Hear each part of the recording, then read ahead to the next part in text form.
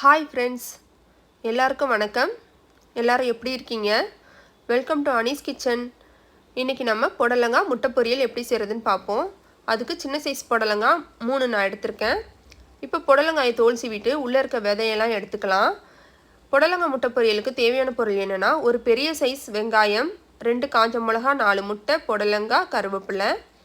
இப்போ தோல் சீவின புடலங்காயை குட்டி குட்டியாக கட் பண்ணி வச்சுக்கோங்க. இப்போ ஒரு கடாயில் 5-6 ஸ்பூன் எண்ணெய் ஊற்றிக்கிட்டு, எண்ணெய் காஞ்சதும் லோ ஃப்ளேமில் வச்சு 1 ஸ்பூன் கடுகு, 1 ஸ்பூன் உளுந்து, 1/2 ஸ்பூன் சீரகம் சேர்த்துக்கோங்க.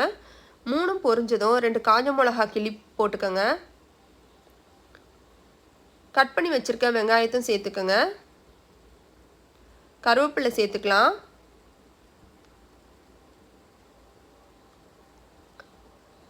அரை ஸ்பூன் மஞ்சத்தூள் சேர்த்துக்கோங்க. லோ ஃப்ளேமில் வச்சு வெங்காயத்தை வதக்கி விடுங்க. வெங்காயம் பாதி வதங்கினோன்னு கட் பண்ணி வச்சுருக்க புடலங்காயும் சேர்த்துக்கலாம். புடலங்காய் சீக்கிரம் வெந்துடும். இப்போ காய்க்கு தேவையான உப்பு சேர்த்துக்கோங்க. 1/2 டம்ளர் தண்ணி ஊற்றி மூடி போட்டு லோ ஃப்ளேமில் வச்சு காயை வேக வைங்க. அடிக்கடி ஓப்பன் பண்ணி கிளறி விடுங்க. காய் சீக்கிரம் வெந்துடும். காய் வெந்ததும் எடுத்து வச்சுருக்க முட்டையை லோ ஃப்ளேமில் வச்சு உடச்சி ஊற்றிக்கோங்க. கைவிடாமல் முட்டையை கிளறி விடுங்க. இப்போ புடலங்காய் முட்டை பொரியல் ரெடி ஆகிடும். இந்த வீடியோ பிடிச்சிருந்தா லைக், ஷேர், கமெண்ட், சப்ஸ்கிரைப் பண்ணுங்கள். பெல் ஐக்கானையும் கிளிக் பண்ணுங்கள். ஆல் நோட்டிஃபிகேஷனையும் கிளிக் பண்ணுங்கள். தேங்க்யூ ஃபார் வாட்சிங்.